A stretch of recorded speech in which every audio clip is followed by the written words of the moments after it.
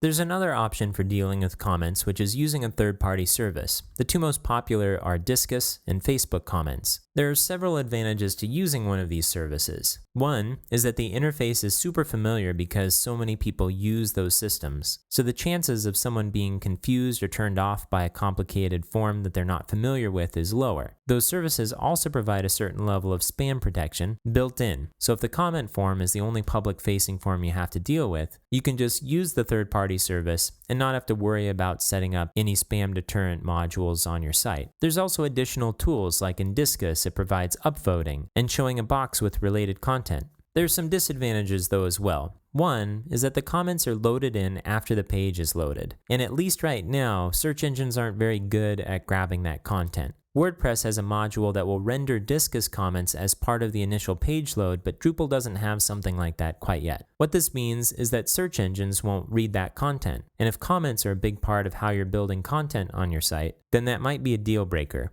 Another downside is that it requires a user account on that third-party service, so the user has to have a Disqus account or a Facebook account in order to use those. If you look at that a different way, that can also be an advantage because it requires a certain amount of vetting, and also a user is likely to be already logged into those, so they don't need to perform any extra login in order to begin commenting on your site. One final disadvantage is that you don't have control over the output. Disqus will plug in subtle but real advertising, and there's nothing to stop any third-party service from doing something like that. All that said, Disqus is probably the most popular option out there right now, so let's look at what it takes to integrate Disqus.